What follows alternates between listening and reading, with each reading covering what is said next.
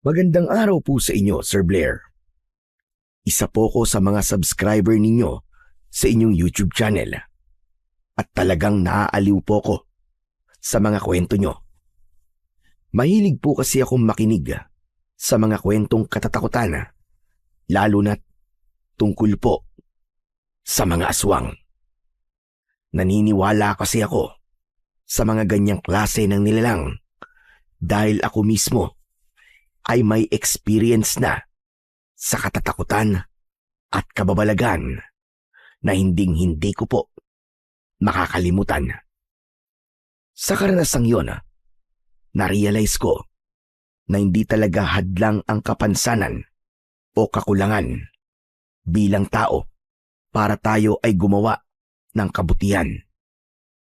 May mga pagkakataon din po na gumagawa ng paraan ang nasa itaas upang bigyan tayo ng lakas ng loob para gawin ang mga bagay na noon ay takot tayong gawin. Ako nga ho pala si Boyet at ito ang aking kwento. Ang aking ikikwento ay nangyari po ilang taon na ang nakararaan. Nasa 20 anyos pa lamang po ako noon at masasabi ko na sa edad kong yon ay napakarami ng pagsubok ang dumaan sa buhay ko. Bata pa lang ho ako ay nakitaan na ako ng mga magulang ko ng problema. Mabagal akong mag-isip at hindi agad ako natutong magsalita. Sa pagkakatanda ko, sa kwento ng nanay ko, ay 10 taong gulang ako nung nagsimula akong magsalita. Pero paputol-putol o bulol. Medyo may pagkaisip bata rin po ko nung nagbinata na ako. Lumaki po akong busog sa pangungutya mula sa mga kapwa ko bata noon. Kaya palagi akong humihinto sa pag-aaral. Hindi ko kasi kayang ipagtanggol ang aking sarili dahil sa kalagayan ko. Dahil sa palaging may nanunukso sa akin at ginagawa kong katatawanan, ay naisipan ng aking tatay na igawa ako ng espada na yari sa kahoy o patpat. Kilala kasing manlililok ang tatay ko dati. Ang sabi ni tatay ay gamitin ko ang espadang yon sa tuwing merong umaaway sa akin at isipin ko na isa kong mandirigma na kalaban ng masasama. Simula noon, Sir Blair, kahit saan po ko magpunta, ay dala ko palagi ang espadang kahoy na yon. Pero sa kasamaang palad, nung 18 anyos ako, ay tuluyan akong naging ulila. Parehong namatay sa pagkalason ang nanay at tatay ko nang kumain sila ng isang hindi pangkaraniwang alimasag na nahuli nila sa dagat. Wala ako nun sa bahay dahil nasa peryahan ako, kaya sila lamang ang nakakain. Doon na tuluyang nagbago ang takbo ng aking mundo. Kahit merong kakulangan sa pag-iisip, ay napilitan akong gumawa ng paraan para ako ay mabuhay. Nagtanim ako ng mga gulay at ibinenta ko yon para meron akong kikitain. Naging mahirap para sa akin ang lahat dahil napakatagal na panahong nakadepende lang ako sa aking mga magulang. Tapos sa isang kisap mata ay mag-isa na ako sa buhay. Mas tumindi din ang panunukso sa akin ng mga tao, lalo na ng mga bata, dahil wala na ang mga taong nagtatanggol sa akin. Isang umaga, matapos kong mag-ani ng mga pechay, ay dinala ko na ang mga yon sa poso kung saan lahat ng tao sa aming baryo ay kumukuha ng inuming tubig. Doon ko kasi hinuhugasan ang mga gulay bago ko ibenta ang mga yon. Habang abala ako sa aking ginagawa, ay may mga batang nakakita sa akin. Nagsimula silang tuksuhin ako. Paulit-ulit nila akong tinawag na bulol at sintu-sinto. Hindi ko sila pinansin at nagbingi-bingihan lang ako. Hanggang sa dumating ang isang dalaga na may dalang isang timba ng mga damit at palanggana. Hoy! Ano ba kayo? Tigilan nyo na nga si Boyet. Ang mga batang to, parang hindi kayo tinuturuan ng tamang asal ng mga magulang nyo Kapag kayo hindi tumigil sa panunukso kay Boyet, papaliparin ko talaga sa inyo ang palangganang ito. Sige, ano? Wala akong pakialam kahit magsumbong pa kayo sa mga nanay at tatay nyo. Sige na, umalis na kayo at lubayan nyo na si Boyet. Natakot ang mga bata at tumakbo sila palayo. Kilala ko ang dalagang yon. Siya si Alma. Isa siya sa mababait sa akin at madalas na nagtatanggol sa akin. Lumapit sa akin si Alma at may awa sa mga mata na tinignan niya ako. Boyet, okay ka lang ba? Hindi ka ba sinaktan ng mga tiyanak na yon? Ayos lang, Alma.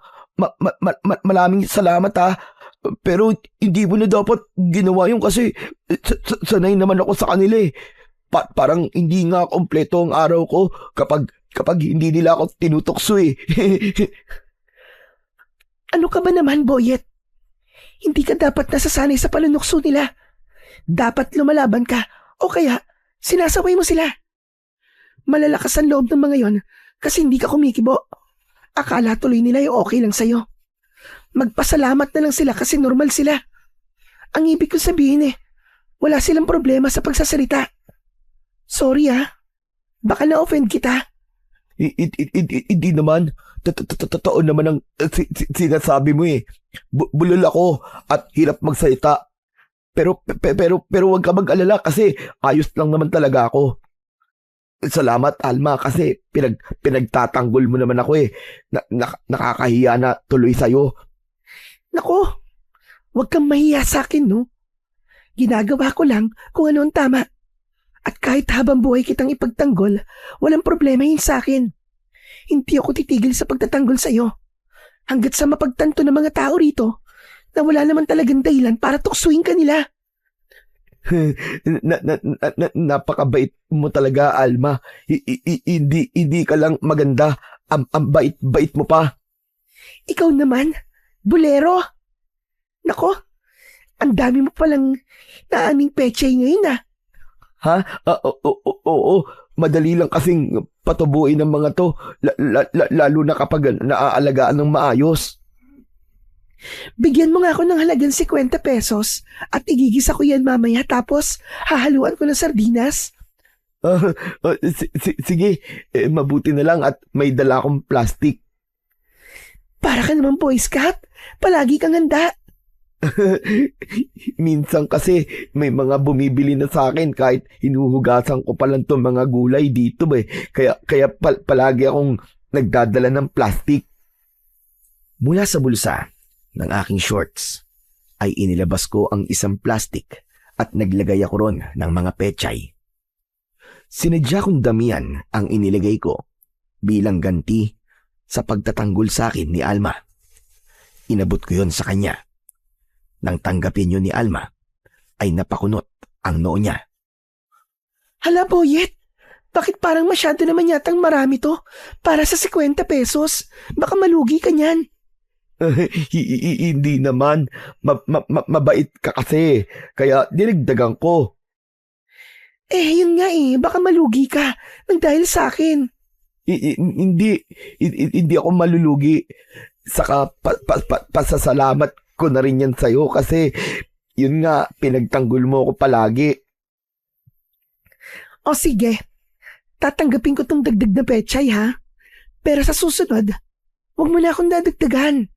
Hindi kasi ako humihingi ng kapalit sa pagtatanggol ko sa'yo. Ay, ang bayad pala. Idadaan ko na lang mamaya sa bahay mo pagkatapos ko magbanlaw nitong mga nilaban ko.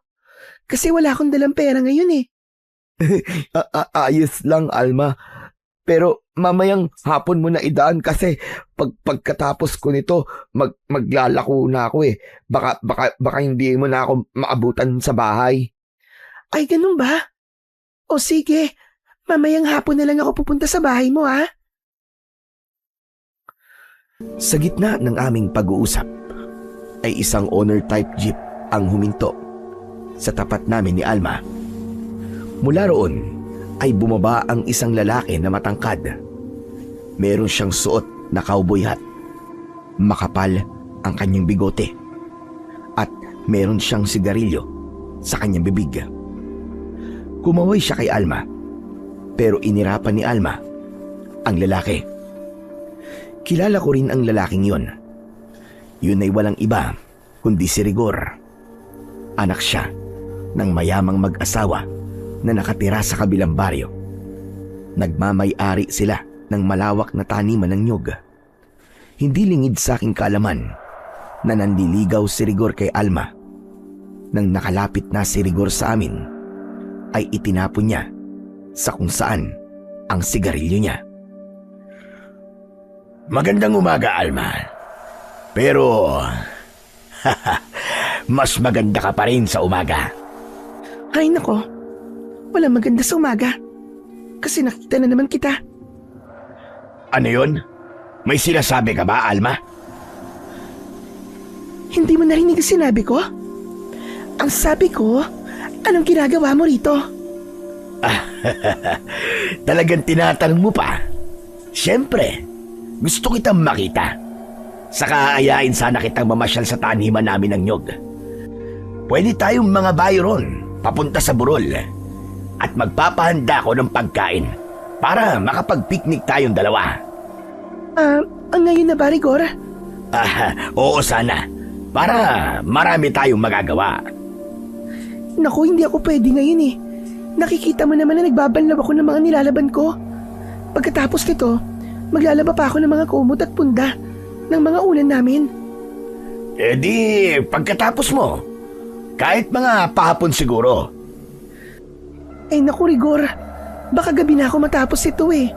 Ikukula ko pa kasi yung ibang damit namin. Saka nakalimutan ko na isasama ko rin pala yung mga kurtina namin sa paglalaba. Naku, marami talaga yun. Grabe. Napakasipag mo talaga, Alma. Kaya mas lalo akong humahanga sa'yo eh. Pero kung hindi ka pwede ngayon, bukas na lang. Siguro naman wala ka nang gagawin bukas at libreng-libre ka na. Bukas? Naku, ano kasi marami rin akong gagawin bukas. Tutulungan ko si tatay sa paggawa ng lamesa namin.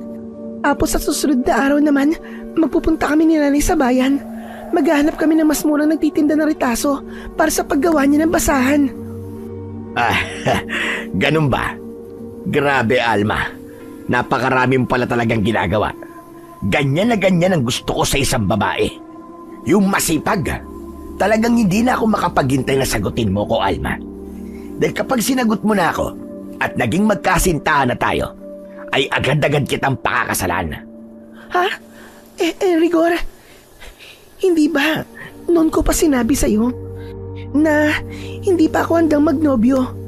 Kaya nga, pinapatigil na kita naman ligaw sa akin eh. Maghanap ka na lang dyan ng ibang babaeng liligawan mo. Wala akong pakialam kung di ka pa handa, Alma. Basta, maghihintay ako hanggang sa handa ka ng magmahal. Oo nga pala. Matanong ko lang, kailan ka pala hindi magiging abala? Para naman matuloy na ang pagpipiknik natin dun sa may burol. Naku, Rigor, hindi ko pa talaga alam eh. Sasabihan na lang siguro kita. Walang problema doon. Basta sa'yo, handa akong maghintay kahit magunaw pa ang mundo. Ay, sandali. Ano palang ginagawa ng sintu-sintu na yan dito? Binabastos ka ba niyan, Alma? Hindi ko binabastos si Alma. Hindi ko kayang gawin yun sa kanya. At kahit na sinong babae. Wala akong tiwala sa pagbumuka mo, Unggoy. Kung ganun, mukhang binabastos mo nga ang babaeng magiging nanay ng mga anak ko. Huminahon ka nga, Rigor. Masyado ka namang oy. Hindi ako binabastos ni Boyet. Nakita mo namang hinuhugasan lang niya yung mga pechay na ibibenta niya mamaya. Alam ko, gusto mo magmukhang bayani sa mata ko. Pero wag naman sa ganitong paraan. Napakabait niyang si Boyet eh. Ganun ba? Wala kasi talaga akong tiwala sa sintu-sintu na yan eh. Para bang palaging gagawa ng masama. Ikaw nga parang gagawa ng masama eh. Kasi mukha kang good sa pelikula. Anong sabi mo, Alma? May sinasabi ka ba? Wala. Hindi kaya minamaligno ka? Kasi kung ano-ano naririnig mo. Pero alam mo, Rigor, mas maganda siguro kung umalis ka na lang. Kasi marami pa talaga akong gagawin. Ganun ba? O sige. Hindi na kita aabalain pa. Babalik na lamang ako sa ibang araw. Mag-iingat ka palagi, Alma. At sana ay walang masamang mangyari sa'yo. Dahil papakasalan pa kita. Tila nandidiri at napapailing nang ngumiti si Alma kay Rigor. Sumakay na si Rigor sa sasakyan niya. At bago niya yon pinaandar palayo, ay nag-flying kiss muna siya kay Alma. Nang wala na si Rigor, ay umarte si Alma na para siyang nasusuka. Naku, okay ka lang ba, Alma? Bakit parang nasusuka ka? Joke lang. Hindi naman talaga ako nasusuka. Naiirita kasi ako kay Rigor. Sobrang kulit. Bakit kasi ayaw mo pang sagutin si Rigor para magkaroon ka na ng nobyo? Hindi naman ako atat na magka-boyfriend, no? Saka kung si Rigor lang ang magiging boyfriend ko, kahit wag na lang. Mas gugustuhin ko pang tumandang dalaga. Bakit naman? Hindi ba mayaman si Rigor? Malawak ang niyugan nila. Tapos ang laki-laki pa ng bahay nila, di ba? Parang palasyo sa sobrang laki. Kapag naging asawa mo siya, hindi ka mapapagod sa paglalaba kasi meron kayong kasambahay. Saka lahat ng gusto mo, kaya mong bilhin. Alam mo, Boyet, hindi naman kasi importante sa akin kung mayaman ang isang lalaki para mahalin ko siya. Okay na ako sa kahit hindi mayaman pero masipag at may pangarap sa buhay. Kesa naman kay Rigor, no? Mayaman nga pero ubod naman ng yabang. Saka hindi ba, may kwento-kwento na merong illegal na negosyo si Rigor kaya mayaman sila. Talaga? Anong illegal na negosyo naman yun? Nagbebenta daw sila ng illegal na droga. Huwag ka maingay ha. Kasi, base sa mga naririnig ko, marami nang ipinapapatay si Rigor. Pinapatay nila yung mga taong kumakalaban sa kanila. O di kaya, yung sa tingin nila ay banta sa ginagawa nilang labag sa batas. Di masamang tao pala si Rigor kung ganun. Tama ka, Alma. Wag mo na siyang gawing boyfriend. Hindi bagay sa'yo ang ganung klase ng lalaki. Ang bagay sa'yo yung mabait saka masipag, yung hindi ka sasaktan. Parang ikaw. Hindi, Alma, hindi ako bagay sa'yo. Sinto ko eh. Hoy! Ano ka ba? Huwag mo nga minamaliit ang sarili mo. Naniniwala ko na may babaeng mamahalin ka, Boyet. Sabihin na nating iba ka sa nakararami. Pero mabait ka, Boyet. May pangarap ka sa buhay. At kahit iba ka, ay lumalaban ka pa rin sa buhay ng patas. Kahit mag-isa ka lang. Salamat, Alma. Natutuwa ako sa mga sinabi mo ngayon. Kasi ngayon lang may taong nagsabi ng ganyan sa akin. Oo nga pala, kailangan ko lang umuwi kasi tapos ko nang ugasan tong mga pechay. Alma, maraming salamat ulit ha. Salamat din, Boyet. Basta mamaya pupunta ako sa bahay mo para iabot yung bayad sa pechay ha. Sige, walang problema. Paalam, Alma. Nakangiti akong kumuway kay Alma bago ko binuhat ang isang palanggana na naglalaman ng mga pechay. Habang naglalakad ako pauwi, ay hindi pa rin naalis ang ngiti sa labi ko. Dahil talaga namang napakasaya ko. Ang totoo kasi, ay meron akong lihim na pagtingin kay Alma. Hindi dahil sa maganda siya, kundi dahil sa napakabait niyang talaga. Sa lahat, ay siya lamang ang bukod tanging nagtatanggol sa akin. Yun nga lang, malabong magustuhan din ako ni Alma kasi naiiba ko sa nakararami. Alam kong hindi niya magugustuhan ang tinatawag na sintu-sinto na kagaya ko. Ganun pa man, sapat na sa akin na makita ko si Alma at hindi na ako humihiling na sana ay magkagusto rin siya sa akin. Pag uwi ko sa bahay, ay itinali ko na ang mga pechay. Inilagay ko ang mga yon sa isang basket at saka ko nag-ikot-ikot sa aming baryo. Dahil kakaunti ang bumibili roon, ay nagdesisyon akong magpunta sa kabilang baryo dahil kailangan kong mapaubos ang aking mga paninda. Gaya ng dati, ay may mga bata pa rin na pinagtatawanan at tinutukso ko kapag nakikita nila ako. May ilan na sinusundan ako habang sumisigaw ng sintu-sinto at bulol. Hindi ko na lang sila pinapansin at mas nilalakasan ko ang pagsigaw ng pechay para kahit papano ay hindi ko sila marinig. Pagdating sa kabilang baryo, ay mabilis na naubos ang aking paninda. Masaya na ako kapag ganun dahil maaga akong makakapagpahinga. Habang naglalakad, ay masaya kong binibilang ang perang kinita ko. Yung iba rito, itatabi ko para makabili ako ng bago kong tsinelas. Kawawa naman kasi itong tsinelas ko. Butas-butas na tapos palagi na lang napipigtas. Dahil masyado kong tutok sa pagbibilang ng pera, ay hindi ko namalayan na nasa gitna na pala ako ng kalsada. Nagulat na lang ako nang may narinig akong malakas na busina sa likuran ko.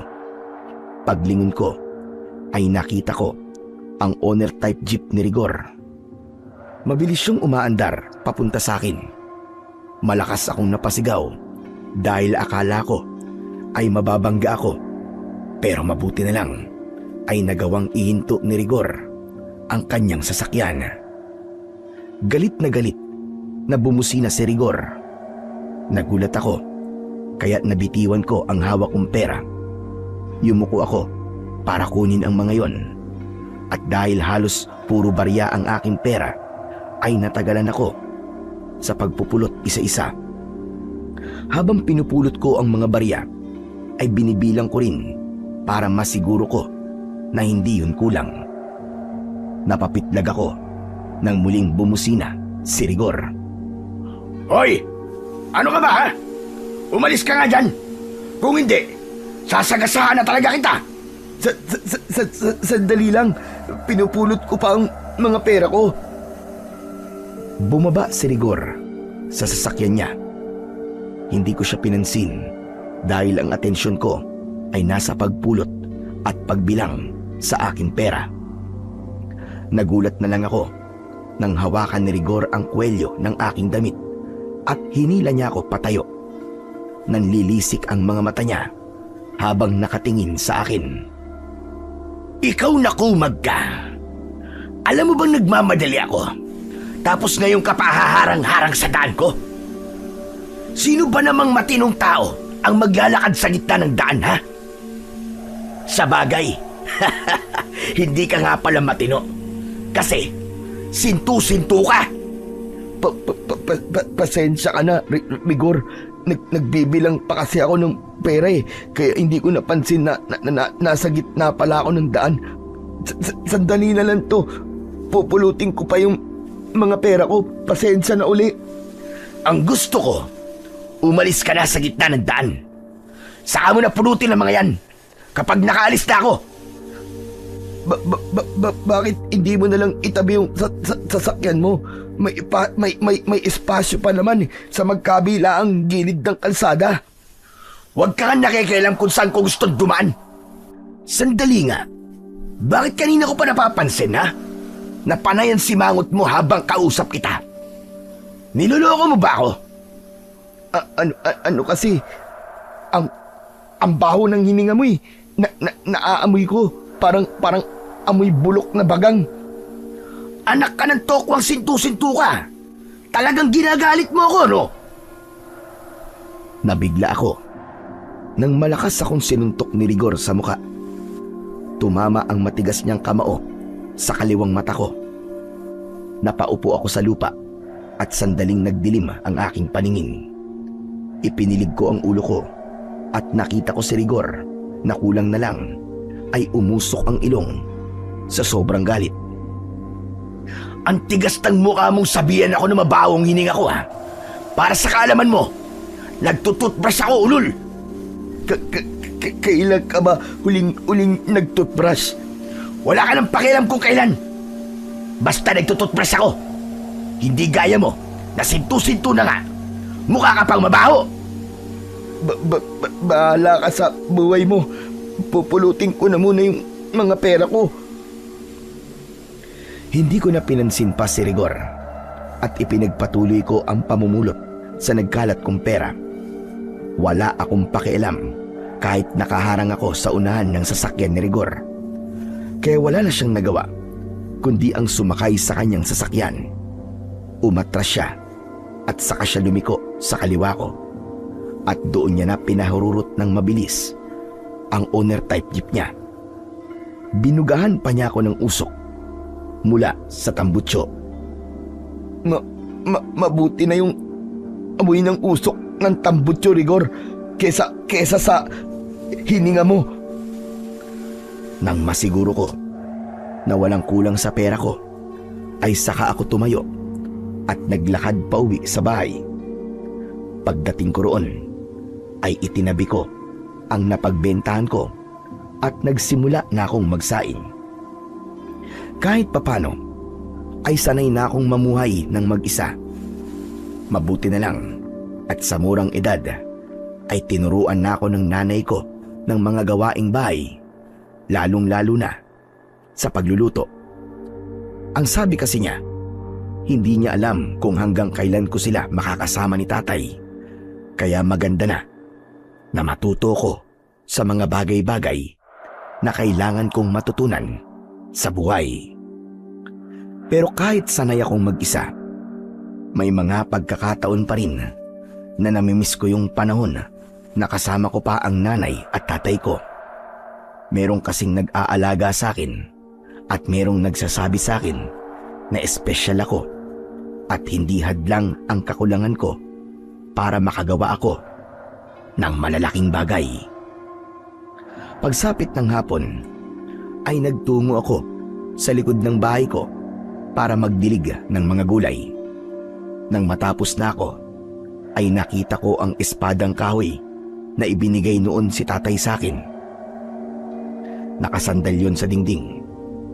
Bigla kong naalala na nung bata pa ako, ay yun ang nag-iisa kong laruan. Nagkukunwari ako na meron akong kalaban na malaking dragon na bumubuga ng apoy. Hinunga ko ang espadang kahoy at naisipan kong paganahin muli ang aking imahinasyon.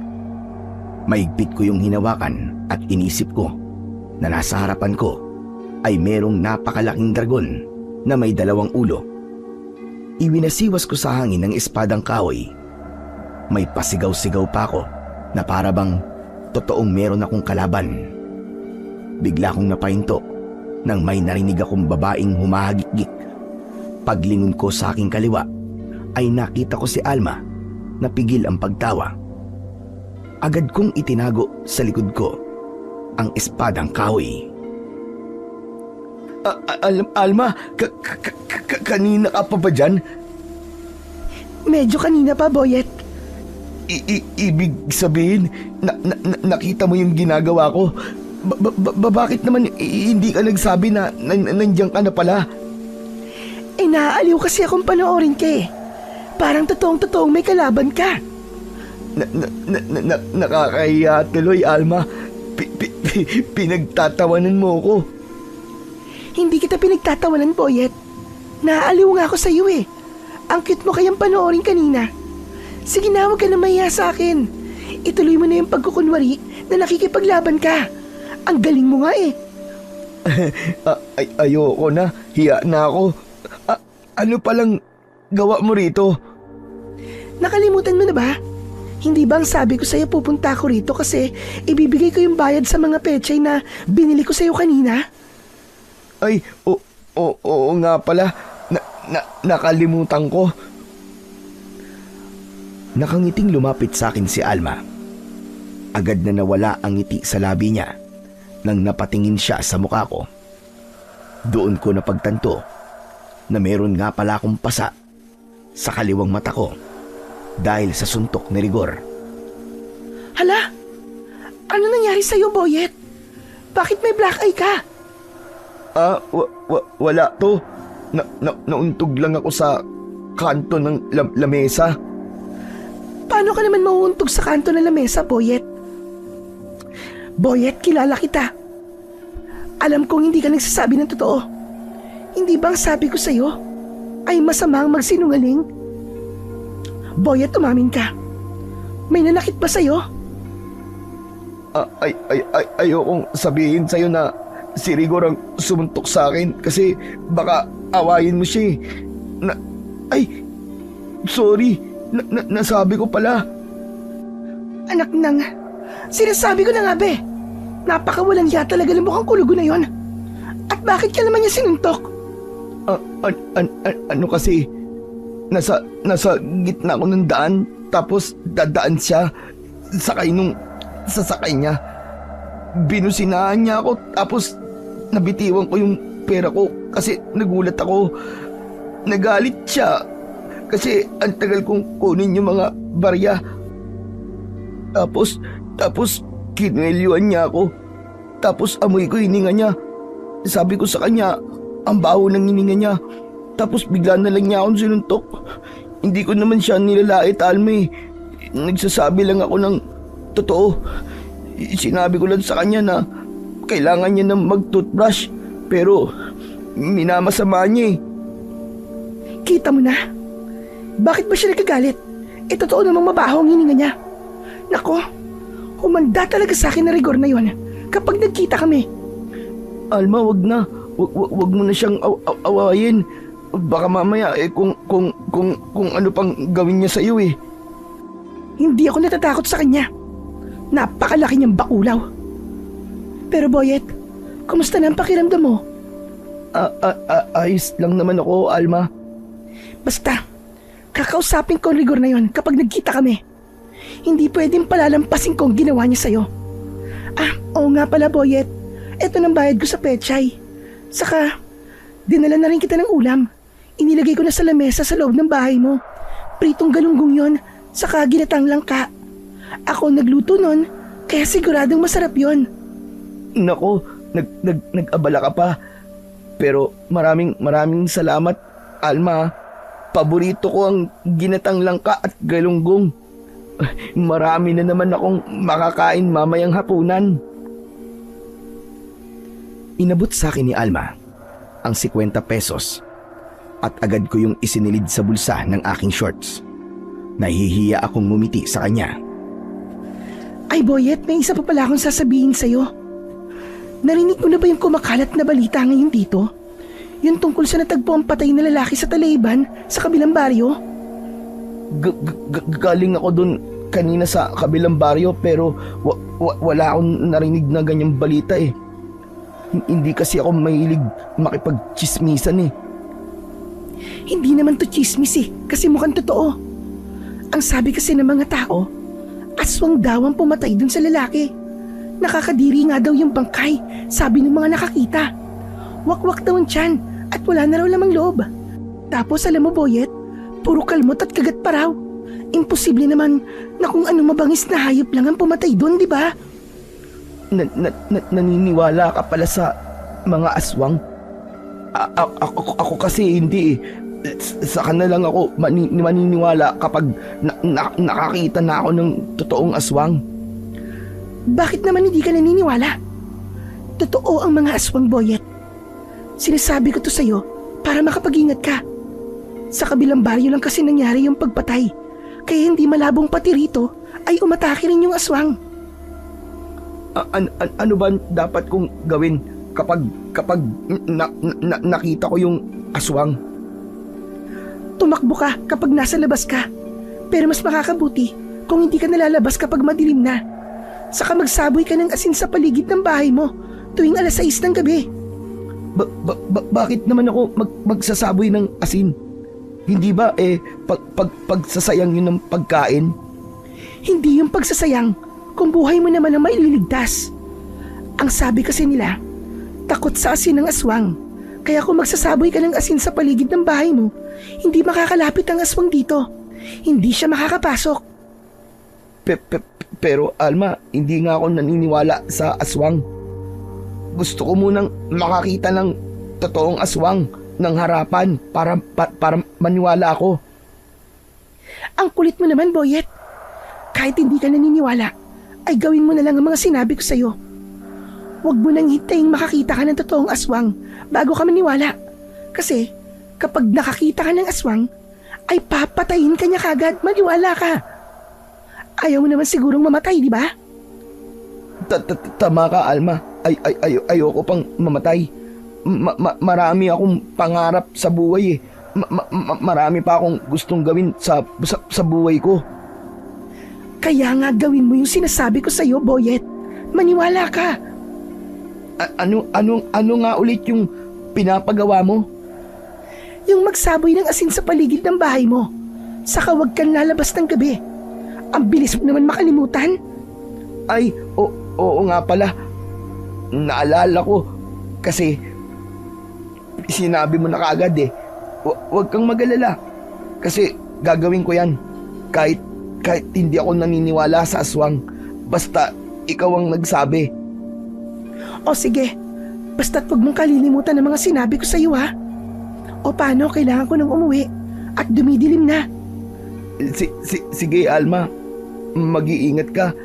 Salamat ulit sa ulam ha. Paalam. Nakangiti akong kumaway kay Alma at matapos yun ay umalis na siya. Nang mag-isa na lang ako, ay pinag-isipan ko ng gusto ang sinabi ni Alma tungkol sa aswang. Noon kasi ay sinabi ng nanay ko na huwag akong maniniwala sa mga bagay na hindi ko nakikita maliban sa Panginoong Diyos. Kapag daw naniniwala agad ako sa mga bagay na walang solidong ebidensya na totoo, ay matatakot lang ako. Ganun pa man, dahil nangako ko kay Alma na gagawin ko ang sinabi niya, ay kumuha pa rin ako ng asin at isinaboy ko yun sa paligid ng aking bahay. Kinagabihan, habang mahimbing akong natutulog, ay yakap ko ang espadang kahoy. Kapag natutulog kasi ako at katabi ko ang espadang kahoy, pakiramdam ko ay ligtas ako. Ngunit naputol ang aking tulog nang may narinig akong napakalakas na sigaw mula sa kung saan. Napabalikwas ako ng bangon habang hawak ko ang espadang kahoy na para bang meron akong kalaban. Sino kaya yung sumigaw? Parang may nangyayari sa kanyang hindi maganda. Hanggang sa narinig ko mula sa labas na tila nagkakagulo ang mga tao. Binuksan ko ang bintana at sumilip ako. May mga taong tumatakbo sa iisang direksyon. Dahil sa kuryosidad, ay hindi ko na napigilang makiusyoso. Lumabas na rin ako at sinundan ko ang mga tao hanggang sa nakita ko ni Alma. May pag-aalala sa muka na lumapit siya sa akin. Boyet, anong ginagawa mo rito sa labas? Hindi ba sabi ko sa'yo ay huwag ka nang lalabas kapag ganitong oras na? Ikaw nga, Alma, nandito ka rin sa labas eh. Ano bang nangyayari? May narinig kasi akong sumisigaw kanina na isang babae. Hindi ko rin alam. Pero ang sabi ng mga tao ay si Aling Kuring daw yung sumigaw. Kaya papunta kami ron. Baka kasi kung ano na nangyari sa kanya. Sasama ako sa'yo, Alma. Gusto ko ring malaman kung anong nangyari kay Aling Kuring. Mabait kasi siya sa akin eh. Kasi palagi siyang bumibili ng talong sa akin. Ikaw talaga. Ngayon ko lang nalaman na chismoso ka rin pala. Ikaw rin naman, Alma. Chismosa ka pala. Hoy, iba yung chismosa sa concerned ano? Tara na nga, tignan na lang natin kung ano nangyari kay Aling Kuring. Kasi kinakabahan na talaga ako. Magkasama kaming nagpunta sa bahay ni Aling Kuring. Pagdating namin doon ay marami ng tao. Nakaupo si Aling Kuring sa hagdan ng kanyang kubo. May sugat siya sa kanyang muka at braso na para bang kinalmot siya ng isang halimaw. Nanginginig siya at bakas sa mukha niya ang matinding takot. Kinakausap siya ng mga taong nakapaligid sa kanya. Base sa narinig namin ni Alma, ay isang nakakatakot na nilalang na malahalimaw ang biglang pumasok sa loob ng bahay niya habang siya ay natutulog. Inatake siya ng nilalang na yon at aniya, mabuti na lang at nagawa niyang makasigaw kaya tinulungan siya ng mga kapitbahay niya. Ayon pa nga kay Aling Kuring, sigurado siya na aswang ang nilalang na yon. Narinig mo naman siguro ang sinabi ni Aling Kuring. Aswang ang umatake sa kanya, Boyet. Siguro naman ngayon ay naniniwala ka na sa aswang ngayon. Oo, Alma. Naniniwala na ako sa aswang. Kasi kilala ko si Aling Kuring eh. Hindi siya sinungaling na tao. Nakakaawa naman siya. Kasi may sugat siya. Diyos ko, Boyet. Nakakatakot na pala rito sa lugar natin. Sabi ko na nga hindi malabong umatake rin dito yung aswang. Palagi na lang tayong magsaboy ng asin sa labas ng mga bahay natin.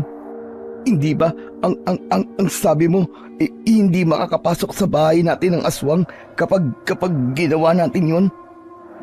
Oo nga, pero parang hindi naman effective yun. Tignan mo, ang daming nakakalat na asin sa paligid ng bahay ni Aling Kuring. May bawang nga din na nakasabit sa pintuan niya pero inatake pa rin siya ng aswang. Nagawa pa rin pasukin ng aswang ang bahay niya. Hala, oo nga no. Ang talas pala ng mata mo kasi napansin mo pa yun. Ang galing mo talaga, Alma. Kaya nga mas lalo nakakatakot. Kasi hindi na natin alam ngayon kung ano bang bagay ang dapat nating gamitin para magkaroon tayo ng proteksyon laban dun sa aswang. Kung hindi asin, baka asukal lang dapat nating gamitin, Alma. Kung hindi siya takot sa maalat, baka sa matamis. Takot siya, di ba? Ikaw talaga. Puro ka naman kalokohan, Boyet eh. Basta, ang gawin na lang natin sa ngayon ay huwag na tayong lalabas sa gabi at doblehin natin ang kandado ng mga bahay natin para masigurado tayong maging ligtas. Saka Alma, magdasal tayo palagi kay Jesus. Ang sabi ng nanay ko, kapag natatakot ako, ay magdasal lang ako. Effective yun kasi hanggang ngayon, ginagawa ko pa rin yun, Almi. May takot sa mga mata na napailing na lang si Alma habang nakatingin siya kay Aling Kuring. Maging ako ay may takot na naramdaman. Alam ko na sa nangyari kay Aling Kuring ay hindi na talaga biro ang banta ng aswang sa aming lahat. Ang nangyaring yung kay Aling Kuring ang naging mitya para balutin ng takot ang mga tao sa aming baryo.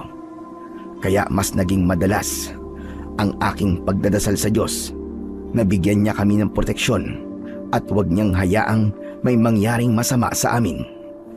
Ipinagdasal ko rin na sana ay umalis yung aswang sa baryo namin o kung hindi man ay merong kahit isang tao na magkakaroon ng lakas ng loob na labanan ang aswang. Isang umaga, muli akong nagtungo sa poso para hugasan ang mga gulay na naani ko. Sa pagkakataon na yon ay okra at talong ang inani ko. Pasipul-sipul pa ako nang biglang huminto malapit sa poso ang sasakyan ni Rigor. Kinabahan ako kasi madilim ang mukha niya nang bumaba siya at naglakad palapit sa akin. Alam kong may hindi magandang mangyayari, kaya kahit hindi pa ako tapos sa aking ginagawa, ay inilagay ko na sa timba ang mga okra at talong. Bubuhatin ko na sana ang timba, pero malakas yung sinipa ni Rigor. Kumalat sa lupa ang mga gulay at gigil na tinapakan ni Rigor ang mga yon. Sinubukan ko pang pigilan si Rigor, pero malakas niya akong itinulak. Napaupo ako sa lupa, pero agad din akong tumayo. Tama na, Rigor. Huwag mong tapakan ng mga talong at okra. Paninda ko po ang mga yan eh. Magpasalamat ka. Dahil itong mga talong at okra mo lang ang tinatapakan ko. Alam mo ba kung ano ang gusto ko talagang tapakan, ha? Yang pagmumukha mong kupal ka. Bakit mo ba yung ginagawa? Bakit ka galit na naman sa akin? Wala naman akong ginagawa sa iyong masama ah. Nananahimik ako dito. Anong wala? Anong nananahimik? Kupal ka eh. Isinumbong mo kay Alma. Sinabi mo na sinuntok kita, kaya may black eye ka. Hindi ako nagsumbong. Tinanong kasi ako ni Alma kung bakit may black eye ako. Sinabi ko lang sa kanya ang totoo kasi hindi ko kayang magsinungaling eh. Alam mo bang sa ginawa mo, ay galit na galit sa akin si Alma ngayon, ha? At sabi niya, tumigil na ako sa panliligaw ko sa kanya. Pinilit ko siya, nabigyan niya ako ng isa pang pagkakataon. Pero wala na. Ayaw niya na talagang magpaligaw sa akin. Hindi ko na kasalanan yun, Rigor. Saka, alam mo naman, ayaw naman talaga sa'yo ni Alma eh. Kaya mas maganda na tumigil ka na sa panliligaw mo sa kanya. Mas lalong nagalit si Rigor sa sinabi ko na yon. Maigpit niyang hinawakan ang aking damit at hinila niya ako palapit sa kanya. Itinaas niya ang isa niyang kamao para suntukin ako. Pero bago pa niya ako masaktan ay dumating na si Alma. Malakas na itinulak ni Alma si Rigor at pumwesto siya sa unahan ko para proteksyonan ako. Alma, ikaw pala yan. Ano naman ba ito, Rigor? Bakit sasaktan mo na naman si Boyet? Wala ka ba talagang awa, ha? Hindi ko siya sasaktan. Inaayos ko lang naman ang damit niya eh. Di ba, Boyet? Tumigil ka na sa paglilinis ng pangalan mo sa akin. Dahil kahit na anong gawin mo, hindi na magbabago ang isip ko na patigilin ka na sa panliligaw sa akin. Saka sa nakita ko kanina, mas lalo mo lang pinakita sa akin na tama ang desisyon ko. Hindi ikaw ang lalaking gusto kong makasama habang buhay, Rigor. At sa oras na makita o malaman kung sinaktan mo naman si Boyet, malalaman mo kung gaano ako kalakas sumuntok. Hindi ako natatakot sa'yo, baka akala mo. Kahit napakalaki mong tao, tandaan mo yan. Bakit ba palagi mo na lamang pinagtatanggol ang sento-sento na yan? Huwag mong sabihin na may gusto ka sa kanya. Alma naman, huwag mo namang ibaba ang sarili mo. Napakaganda mo at pagtatawanan ka ng mga tao kapag naging boyfriend mo yang si Boyet. Wala akong gusto kay Boyet, pero hindi rin imposible na may babaeng magkakagusto sa kanya. Sa totoo lang, kung papipiliin ako sa inyong dalawa, kung sino mas gusto ko maging nobyo, si Boyet ang pipiliin ko at hindi ikaw. Masyado mo naman yata akong iniinsulto, Alma. Dahil kailangan mo makarinig ng masasakit na salita para kahit papano ay matuto kang maging mapagkumbaba. Tumiim ang bagang ni Rigor ng mga sandaling yon. Ramdam na ramdam ko ang matinding galit na nararamdaman niya. Maya-maya pa ay tumingin siya sa akin at sa kanya ko dinuro. Hindi pa ako tapos sa'yo na sinto-sinto ka. Ikaw ang dahilan kung bakit galit si Alma sa akin ngayon. Hindi pa ako tapos. Tandaan mo yan. Hoy, Rigor! Huwag mong sisihin si Boyet dahil yung kayabangan mo ang dahilan kung bakit ayoko sa'yo. Wala kang dapat sisihin kundi ang sarili mo. Magbago ka na lang at baka may mabudol ka pang ibang babae. Hindi na nagsalita si Rigor at mabigat ang mga akbang na sumakay siya sa kanyang sasakyan. Pinaharurot niya yon nang mabilis at nang wala na siya, saka naman humarap si Alma sa akin. Okay ka lang ba, Boyet? Hindi ka ba niya sinaktan? Hindi naman, Alma. Sakto kasi ang dating mo. Kung di ka dumating, paniguradong magkakaroon na naman ako ulit ng black eye. Mabuti nga't napadaan ako rito at nakita ko kayo. Wala na talagang pag-asang magbago pa ang Rigor na yon. Tapos nagtataka pa siya kung bakit ayoko sa kanya. Maraming salamat, Alma. Pero dapat hindi mo na ginawa yun, Alma. Baka kasi ikaw ang pag-initan niya eh. Huwag ka mag-alala sa akin. Kasi kaya ko ang sarili ko, Boyet. Ikaw ang dapat na mag-ingat. Kasi mukhang hindi ka lang sa aswang dapat mag-ingat, kundi pati na rin kay Rigor. Basta, kapag sinaktan ka ulit ni Rigor, magsumbong ka lang sa akin. Ako ang bahala sa kumag na yon. Hindi siya uubra sa akin. Isang pilit na ngiti ang pinakawalan ko. Ang totoo kasi ay medyo natakot ako sa pwedeng gawin ni Rigor, hindi lang sa akin, kundi maging kay Alma. Ipinagdasal ko na lang na sana ay tigilan na kami ni Rigor at hayaan na lang niya kaming mabuhay ng mapayapa. Kinagabihan, kahit nalaman namin na hindi epektibo ang asin na pangontra sa aswang, ay nagsaboy pa rin ako ng asin sa paligid ng bahay ko. Maaga akong humiga para matulog dahil bukas ay magtatanim ako ng mga punla ng gulay. Makalipas ang ilang minuto, simula nang nakatulog ako, ay bigla akong nagising nang may narinig akong kaluskos sa bubong. Gawa sa pawid ang bubong ng bahay ko, kaya dinig na dinig ko na parang merong naglalakad doon. Hindi ako natakot dahil ang inisip ko ay pusa lamang yon. Mingming, ikaw ba yan? Mingming, bukas ng umaga ka na lang bumalik kasi wala akong pagkain na maibibigay sa'yo eh. Nagpatuloy ang kaluskos. Ilang beses kong sinubukang paalisin ang inaakala kong pusa, pero nabigo ako. Hanggang sa nagulat ako nang biglang nawasak ang isang parte ng bubong at mula roon ay pumasok ang isang nakakatakot na nilalang. Napakatangkad niya, mabalahibo ang kanyang katawan at namumula ang nanlilisik niyang mga mata. Mahaba ang kanyang kuko at ang ngipin niya ay matutulis. Galit na galit siya habang nakatingin sa akin. Kinilabutan ako nang napagtanto ko na yun ang aswang na umatake noon kay Aling Kuring. Ang una kong ginawa ay kinuha ko ang espadang kahoy na nasa ibabaw ng papag. Iniumang ko yun sa kanya. Nanginginig ang buong katawan ko dahil sa labis na takot at kaba. Huwag kang lalapit sa akin! Hindi ako natatakot sa'yo! Halimaw ka! Kung hindi ka natatakot sa akin, bakit nanginginig ka? Basta, hindi ako takot sa'yo. Nakikita mo ba tong espada ko to? Matalas to. Kaya kang hiwain ito sa dalawa. Huwag kang magpatawa. Dahil kahit ano sabihin mo, ay isa lang ang mangyayari sa'yo ngayong gabi.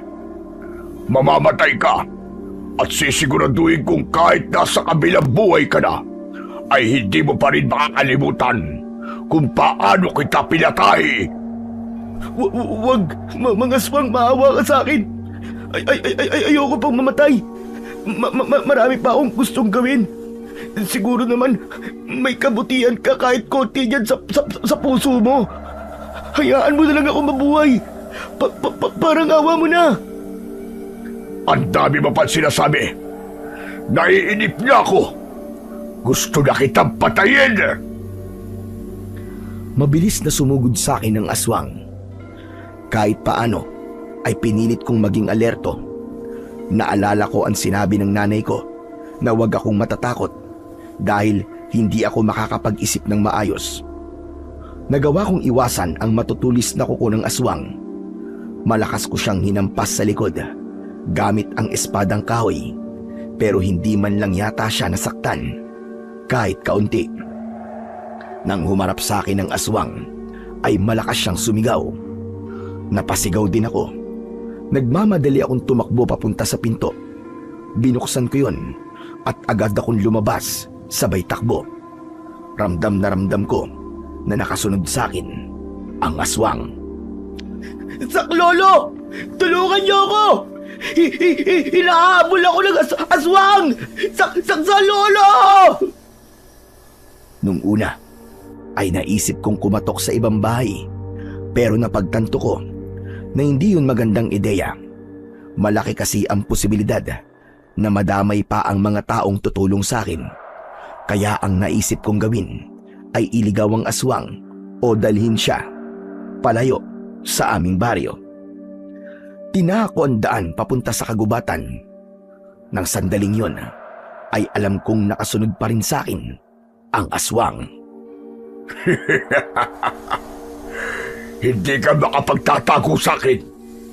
Hindi ka makakatakas. Papatayin kita, Boyet. Papatayin kita! Tinawag niya ako sa pangalan ko. Paano niya akong nakilala? Isinantabi ko muna ang pag-iisip kung paano nalaman ng aswang ang pangalan ko. Mas binilisan ko ang aking pagtakbo. Kabisado ko naman ang kagubatan dahil doon ako kumukuha ng panggatong. Pero dahil sa pagkataranta ko, ay kung saan-saan ako napunta. Hanggang sa nahulog ako sa pababang lupa. Nawalan ako ng balanse at nagpagulong-gulong ako paibaba. Naramdaman ko ang pagtama ng ulo ko sa mga bato at ang pagsugat sa akin ng kung ano-anong bagay. At ang huli kong natandaan ay nang bumagsak ako sa isang makapal na halaman sa ibaba. Doon na dumilim ang aking paningin hanggang sa tuluyan na akong nawalan ng malay. Ang buong akala ko ay yun na ang magiging katapusan ko. Inisip ko na baka hanggang doon na lang ang buhay ko, Sir Blair, at panahon na para makasama ko ang mga magulang ko sa kabilang buhay. Kaya nang nagising ako kinaumagahan, ay hindi talaga ako makapaniwala. Nasa loob pa rin ako ng makapal na halaman na yon. Nagtaka ako dahil kahit konting sakit sa aking katawan ay wala talaga akong naramdaman. Lumabas ako sa halaman at kinapa ko ang aking ulo.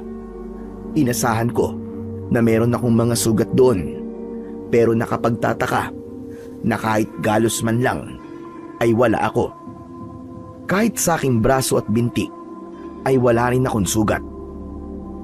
Nagulat ako nang may nakita kong isang matandang lalaki na nakaupo sa may malaking bato sa aking kanan. Kumakain siya ng mangga. Meron siyang mahabang tungkod. Puti na ang buhok niya at makapal ang kanyang bigote at balbas. Oh, mabuti naman at gising ka na pala. Magandang umaga pala sa'yo. Teka, sino po kayo? Ako si Elias. Pero sanay akong tawagin sa pangalan na Tatang Elias. Kaya yun na lang din ang itawag mo sa akin. Ikaw, iho, ano ba ang pangalan mo? Ako po si Boyet. Teka, sandali. Ikaw ba yung... Hala! Ikaw ba yung aswang na umabol sa akin kagabi? Huwag ka lalapit sa akin, ha! Huwag ka lalapit! Lalabanan kita! Kung ganon, hinabol ka pala ng aswang. Sa tingin ko ay nahulog ka mula ron sa itaas. Sa bagay, wala namang nahuhulog mula sa ibaba. Napaka-imposibleng mangyari doon. Pero para sagutin ko ang tanong mo, hindi ako isang aswang. Kaya wala kang dapat na ikatakot sa akin. Ang totoo niyan, iho, ako ang gumamot sa mga sugat mo. Kaya kung mapapansin mo, ay wala ka ng kahit isang galos sa iyong katawan. Hindi na nga lang kita idali sa loob ng halaman kasi malalamigan ka. Baka babaya sipunin ka pa. Pero, totoo po ba sinasabi nyo? Paano niyo po napamala ang mga sugat ko ng ganong kabilis? Natatandaan ko kasi na ilang beses tumama sa mga bato ang ulo ko eh. At sigurado ko na marami akong tinamong sugat mula dun sa pagkakahulog ko. Dahil meron akong karunungan at kakayahan na wala ang isang normal na tao. Kaya huwag ka nang magtaka kung paano ko nagawang mapaglaho ang mga sugat mo. Huwag mo na rin itanong kung paano ko yung ginawa. Dahil wala akong balak na sabihin yun sa'yo. Saka hindi lang pala mga sugat mo pinagaling ko. Meron pa akong isang bagay na pinagaling sa'yo. Po? Ano naman po yun, Tatang? Ang pagsasalita mo. Ano po bang sinasabi nyo? Itinakip ko ang mga kamay ko sa aking bibig habang nanlalaki ang aking mga mata nang mapagtanto ko na kanina pa pala normal ang aking pagsasalita. Hindi na ako bulol at hindi na paputol-putol kapag may salitang lumalabas sa aking bibig. O diba? Gulat na gulat ka, no? Nagtataka nga ako sa'yo kung bakit kanina mo pa hindi napapansin na maayos na ang pagsasalita mo. Kung hindi ko pa sinabi sa'yo, ay hindi mo pa malalaman. Paano niyo po ito nagawa? Sino po ba talaga kayo, Tatang? Kayo po ba ang Panginoong Diyos? Hindi ako ang Diyos. Yung mga nagawa ko sa'yo ay walang-wala yan sa kaya niyang gawin. O sige, aamin na ako sa'yo. Totally, naihiwagaan ka, Boyet. Ang totoo kasi niyan ay matagal na kitang sinusubaybayan nang wala kang kaalam-alam. Nakita ko na sa kabila ng panunukso ng mga tao sa'yo, ay pinili mo pa rin na maging mabuti. At yung pag-ayos ko sa pagsasalita mo, ay merong kapalit. Kapalit? Ano pong kapalit? Huwag lang pong pera, ha? Wala po kasi akong maraming pera eh. Hindi pera ang kapalit na hihingin ko. Ang totoo nga niyan, ay magiging pabor pa sa'yo ang kapalit na gusto ko. Hindi lang ikaw ang makikinabang, kundi ang napakaraming tao, lalo na ang mga tao sa baryo nyo. Tatang Elias, pwede po bang sabihin niyo na po sa akin kung ano po yung kapalit na hihingin niyo? Ang dami niyo pa po kasing paligoy-ligoy eh. Pero kung sakali po na hindi ko po kayang ibigay o gawin yung kapalit po na gusto niyo, okay lang naman po sa akin na ibalik niyo na lang po ako sa dati ko pong pagsasalita. Sigurado ko na kaya-kaya mong gawin ang kapalit na hihilingin ko, Boyet. Yun ay ang patayin ng aswang na ngayon ay nanggugulo sa inyong baryo at sa iba pang mga lugar. Ha? Ano po? Seryoso po ba kayo? Nakita mo ba tumawa ko? Hindi naman, di ba? Kaya seryoso ako, Boyet. Naku, Tatang Elias, pasensya na po pero hindi ko po kayang gawin yung gusto niyong kapalit eh. Hindi ko po kayang patayin yung aswang na yun. Kagabi nga po eh, wala po akong nagawa kundi ang tumakbo ng tumakbo kasi talagang takot na takot po ako sa kanya eh. Halos maihina nga po ako sa salawal ko eh. Sa tingin mo ba, ay hahayaan kitang makipaglaban sa aswang nang wala kang gagamiting makapangyarihang sandata? Tumayo si Tatang Elias mula sa pagkakaupo sa bato. Naglakad siya papunta sa makapal na halaman at yumuko siya. Mula roon ay kinuha niya ang espadang kahoy na dala ko nung hinabol ako ng aswang kagabi. Aba, tignan mo nga naman, oo. Napakaganda naman ng pagkakagawa sa espadang kahoy na ito. Kuhang-kuha ang itsura ng isang tunay na espada. Kahanga-hanga ang taong gumawa nito. Maraming salamat po, Tatang. Tatay ko po ang gumawa niyan eh. Nung buhay pa po kasi siya, ay kilala siya sa baryo namin na magaling po na manlililok. Kung ganon, ay patay na pala ang tatay mo. Opo, Tatang Elias. Pati rin po ang nanay ko patay na rin. Parehas po kasi silang nalason. Mahigit 2 taon na rin po ang nakakaraan. Nakakalungkot naman yung nangyari sa'yo. Pero ang totoo, ay alam ko ang bagay na yan. Dahil nga, matagal na kitang minamatyagan, Boyet. Matapang ka, Boyet. At ang tapang na meron ka, ay hindi yung kayang labanan ang kahit na sino o ano. Matapang ka, dahil sa kabila ng mga pinagdaanan mo, ay palagi mong pinipiling maging mabuting tao. O siya, balik na tayo sa espadang kahoy na ito. Ito ang sandatang sinasabi ko sa'yo. Ito ang sandatang gagamitin mo para labanan ang mga aswang. Yan po. Nagpapatawa po ba kayo, Tatang Elias? Paano ko naman po magagamit yan sa pakikipaglaban? Gawa lang naman po sa kahoy yan. Hindi naman po yan totoong espada eh. Hinampas ko nga po yan minsan sa aswang eh. Hindi man lang po siya nasaktan. Hindi muna nagsalita si Tatang Elias. Lumapit siya sa isang puno at gamit ang espada ay tinaga niya yon. Hindi ako makapaniwala nang bumaon bigla ang espada sa katawan ng puno na parabang isa yung napakatalim na espada. Hala! Paano pong nangyari yun? Kapag kasi sinabi ko, maniwala ka na lang. Binasbasan ko na ang espadang kahoy na ito. Kung titignan mo ito, ay iisipin mo na isa lamang itong laruan. Pero magagamit mo talaga ito na parang tunay na espada, Boyet. Meron itong talim na kayang humati sa bato. At ito ang gagamitin mo sa pakikipaglaban. Ito ang bagay na sandata para sa'yo. Dahil magkapareho kayo nito. Iniisip ng iba na mahina ka dahil sa iyong kapansanan.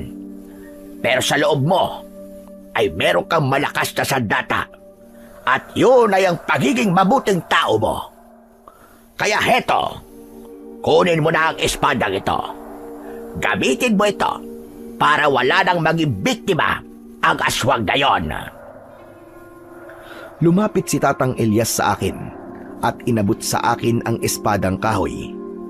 Nanginginig ang mga kamay na kinuha ko yun. Naging iba na ang tingin ko roon. Pakiramdam ko ay isang tunay na espada ang aking hawak. Tatang Elias, sino po ba talaga kayo? At saka, bakit niyo po ako tinutulungan? Sabihin na lang natin na hindi ito ang unang beses na ginawa ko ito.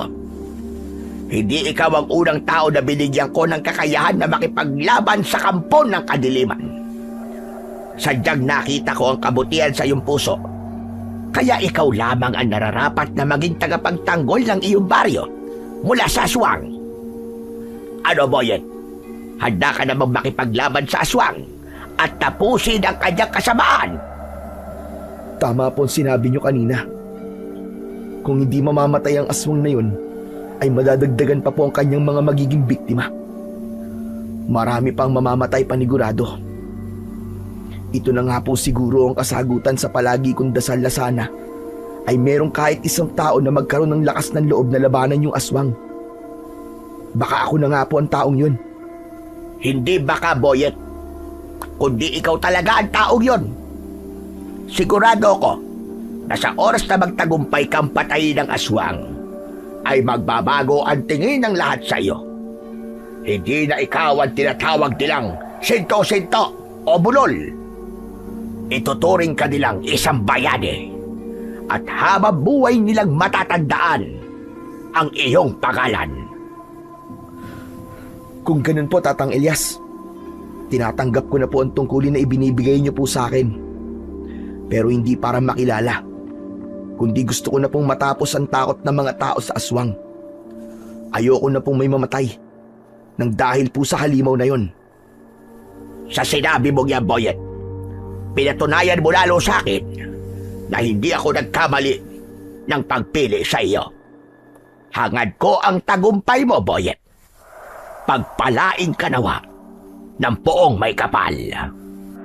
Tatang Elias, maraming salamat po sa pagtitiwala niyo po sa akin. Nangangako po ako na hindi po kita bibiguin. Pakiramdam ko ay may biglang nabuhay na apoy sa dibdib ko. Naalala ko kasi yung itsura ni Aling Kuring nung inatake siya ng aswang.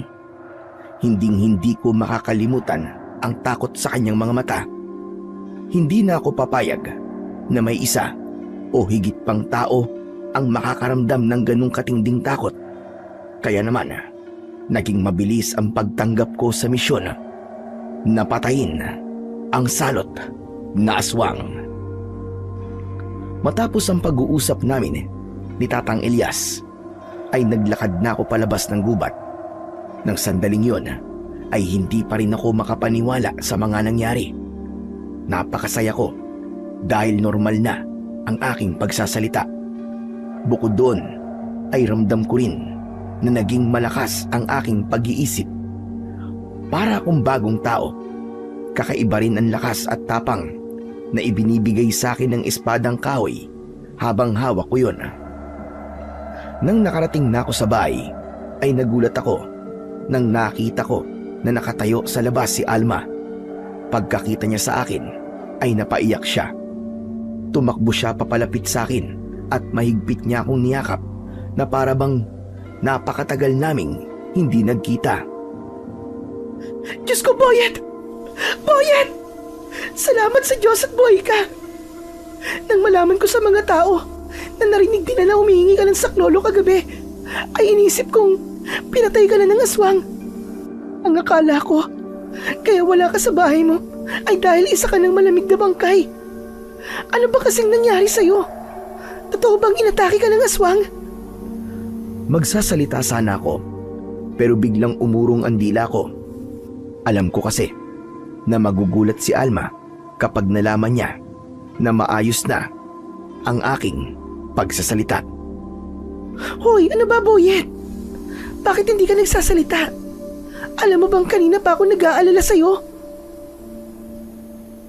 May sasabihin ako sa'yo eh. Pero wag ka sanang mabibigla ah. Diyos ko! Tama bang pagkakarinig ko sa pagsasalita mo? Hindi ka nabulol at paputol-putol ko magsalita. Oo, Alma. Tama ka. Normal lang pagsasalita ko. Pero, paano yan nangyari? Ikikwento ko sa iyo lahat. Pero, halika. Sa loob na lang natin pag-usapan. Pumasok kami ni Alma sa bahay ko. Uminom muna ako ng tubig dahil talagang uhaw na ako. Nang humarap ako kay Alma, ay sinimulan kong ikwento sa kanya ang lahat. Mula sa pagpasok ng aswang sa bahay ko hanggang sa pagpunta ko sa gubat. Sinabi ko rin yung aksidenteng nangyari sa akin at ang pag-uusap namin ni Tatang Elias. Matapos kong magkwento sa kanya, ay nakatulala lang si Alma na para bang hindi niya kayang iproseso ang lahat ng nangyari sa akin mula kagabi. Alma, ayos ka lang ba? Wala ka man lang ba sasabihin sa akin? Teka, sandali lang, Boyet. Medyo nawiwindang pa kasi ako sa ikinuwento mo eh. Ang ibig mo bang sabihin, yung Tatang Elias ang nagpagaling sa pagsasalita mo, ganun ba? Oo, Alma, siya nga. Ewan ko. Hindi ko alam kung sino ba talaga siya at kung bakit meron siyang ganung kakayahan. Siguro, baka isa siyang albularyo o ano. Basta ang sabi niya ay meron siyang karunungan na wala ang isang normal na tao. Tapos, yung espadang kahoy mo ay parang isang totoo ng espada na gagamitin mo para labanan yung aswang. Tama ba? Oo, Alma, tama. Ganun nga. Pero Boyet, hindi ba delikado yung gagawin mo? Baka kumapano ka. Yung nawala ka nga lang ng ilang oras, ay grabe na ang pag-aalala ko sa'yo. Akala ko talaga ay patay ka na. Tapos makikipaglaban ka pa ngayon sa aswang. Pero Alma, kung di ko lalabanan yung aswang, sinong gagawa nun? Ipinagdasal ko to, Alma. Ipinagdasal ko sa Panginoong Diyos na sana ay merong kahit isang tao man lang na magkakaroon ng lakas ng loob na labanan yung aswang para wala nang mamatay ng dahil sa kanya. Hindi ko naman alam na ako pala ang taong yun. Ayokong palagpasin ang pagkakataon na to para may magawang mabuti sa baryo natin. Alma, ayokong sayangin ang tiwalang ibinigay sa akin ni Tatang Elias. Pero marami ka nang nagagawang mabuti para sa baryo natin. Gaya ng hindi ka sakit sa ulo ng mga tao rito. Kapag may nakikita kang walang pagkain, binibigyan mo. Minsan nga, yung mga umuutang sa'yo ng gulay, hindi mo na sinisingil eh. Okay na yun, Boyet. Huwag namang pati buhay mo ay isusugal mo pa. Pasensya ka na, Alma. Pero buo na ang loob kong gawin to. Ako lang ang pwedeng gumawa nito, Alma. Isipin mo na lang na kung walang makikipaglaban sa aswang at hindi siya mapapatay, paniguradong hindi magtatagal ay marami na siyang mabibiktima dito sa lugar natin. Marami siyang mapapatay, Alma. Ewan ko. Natatakot pa rin ako para sa'yo, Boyet. Mabuti sana kung ginagawa mo ito noon. Pero ito ang unang beses na makikipaglaban ka sa isang aswang. Magtiwala ka lang sa akin, Alma. Hindi ko naman tatanggapin ang tungkulin na ito kung alam kong hindi ko kaya eh. Kahit na, Boyet. Hindi mo pa rin alam ang pwedeng mangyari sa'yo kapag nakaharap mo na yung aswang na yun. Ipagdasal mo na lang, Alma, na walang mangyaring masama sa akin. Hindi mo kasi ako naiintindihan, Boyet eh. Alam ko kung gaano kasakit ang mawalan ng mahal sa buhay. Dahil naranasan ko na yun nang mamatay si tatay. Ayoko may mangyaring masama sa iyo, Boyet. Dahil mahal kita. Ha? Anong sabi mo? Mahal mo ko? Oo, Boyet. Ayoko pa sanang aminin ito sa'yo. Dahil baka hindi normal sa'yo na ang babae ang unang umaamin sa nararamdaman niya para sa isang lalaki. Pero wala na akong magagawa. Kasi nasabi ko na eh. Oo, Boyet. Mahal na mahal kita. Kailan pa, Alma? Matagal na, Boyet. Kahit nung hindi ka pa normal magsalita, ay mahal na kita. Hindi ko na alam kung kailan ang eksaktong araw o oras. Basta, nung una natutuwa lang ako sa iyo kasi napakabait mo. Hanggang sa naramdaman kong mahal na kita. Pero sorry, kung ako na ang umamin sa iyo. Nadala na kasi ako ng emosyon ko. Ano ba yan, nakakahiya tong ginagawa ko? Mag-usap na lang tayo sa ibang araw. Sorry talaga. Mabilis na tumayo si Alma. Pagtalikod niya ay tumayo rin ako at hinawakan ko ang kamay niya. Masuyo ko siyang hinila palapit sa akin at pagharap niya ay idinampi ko ang labi ko sa labi niya. Pakiramdam ko ay sandaling huminto ang pag-ikot ng mundo habang magkalapat ang mga labi namin ni Alma. Napakabilis ng tibok ng puso ko at may hindi maipaliwanag na kasiyahan akong nararamdaman. Nang maglayo ang labi namin, ay tinignan ko siya ng diretso sa kanyang mga mata. Mahal din kita, Alma. Ang totoo nga niyan, matagal ko na itong nararamdaman eh. Pero ayokong sabihin sa'yo kasi ang akala ko ay hindi ka magkakagusto sa isang kagaya ko. Hindi ba? Palagi kong sinasabi sa'yo na hindi hadlang ang kakulangan mo para may magmahal sa'yo. Kamahal-mahal ka, Boyet. Napakaraming dahilan para mahalin ka.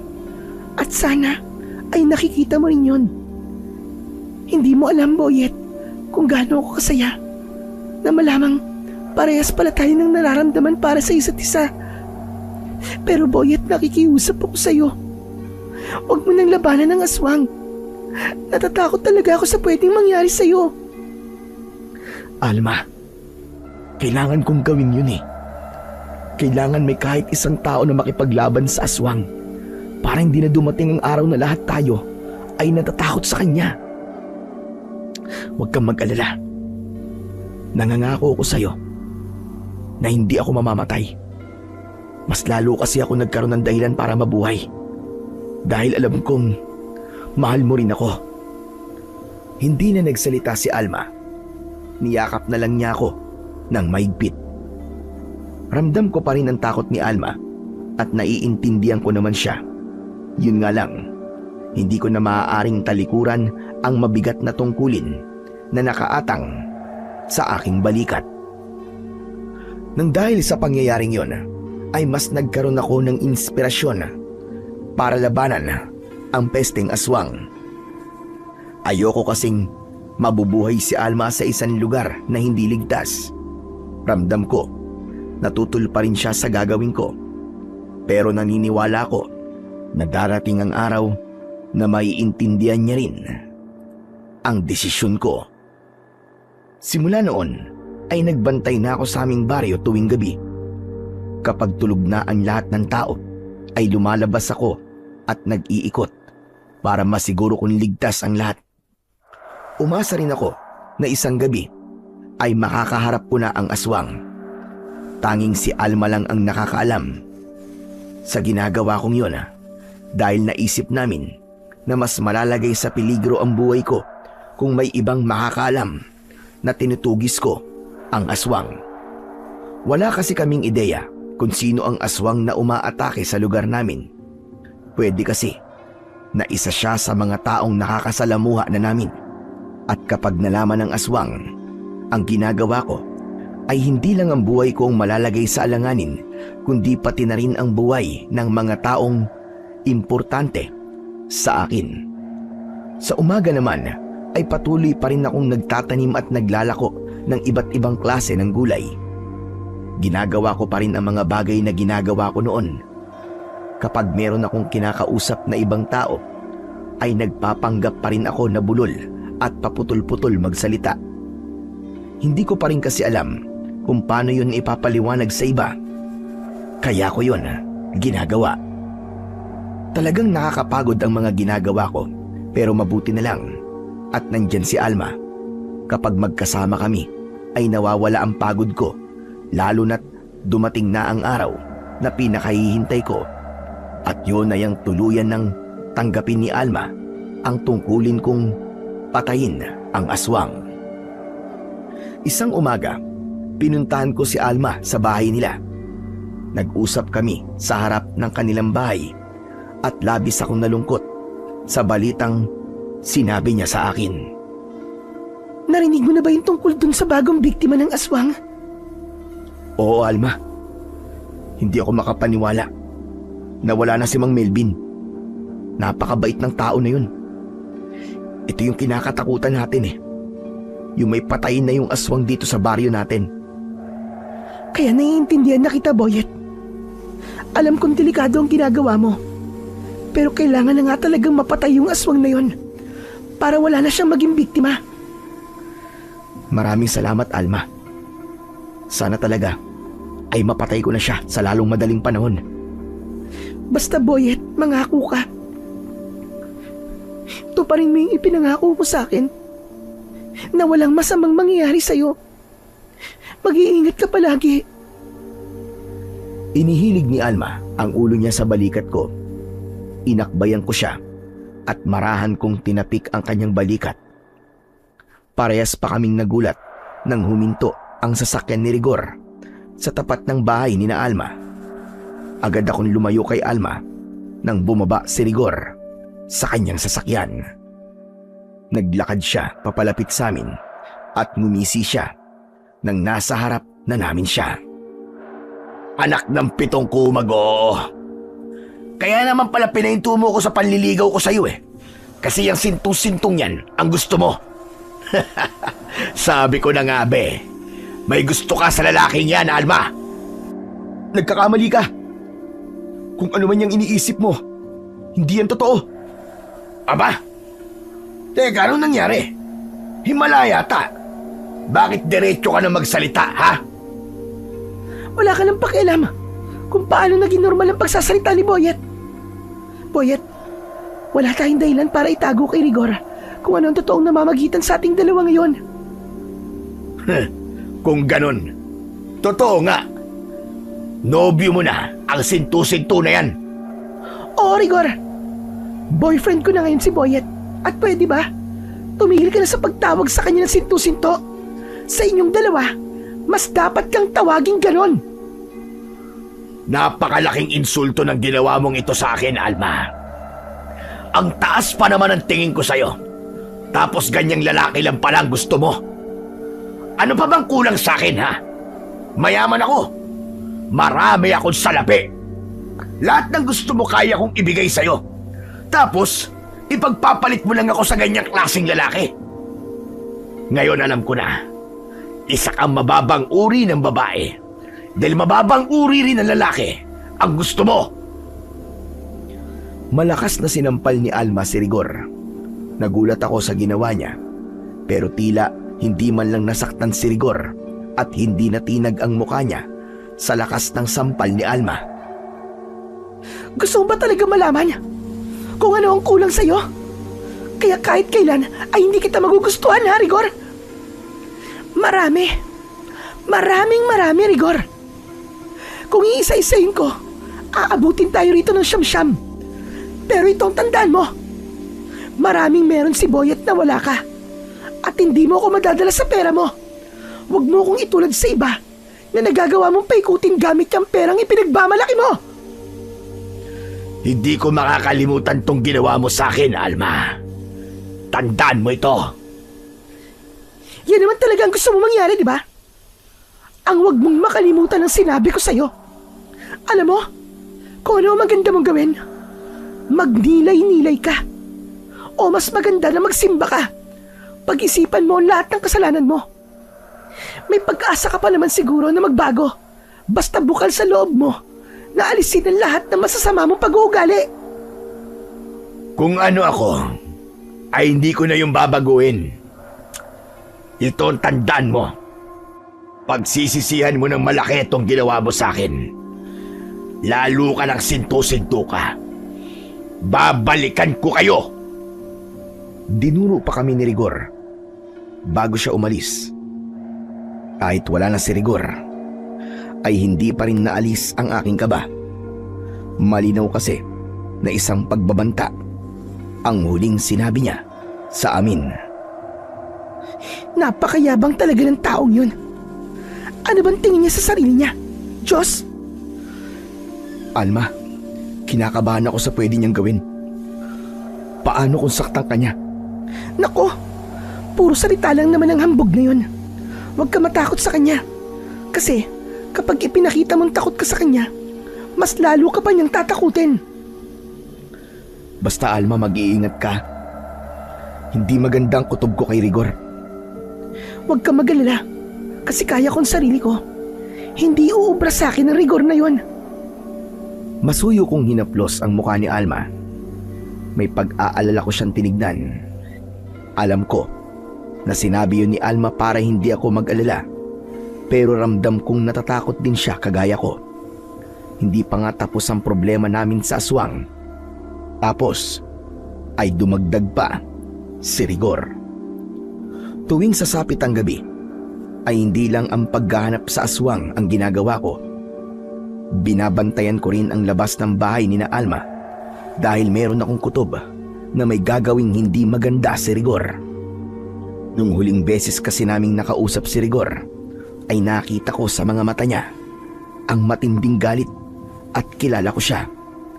Siya ang klase ng taong na hindi pwedeng hindi gumanti, lalo na't alam niya na kayang-kaya niyang lusutan ang lahat ng bagay kasi marami siyang pera at makapangyarihan.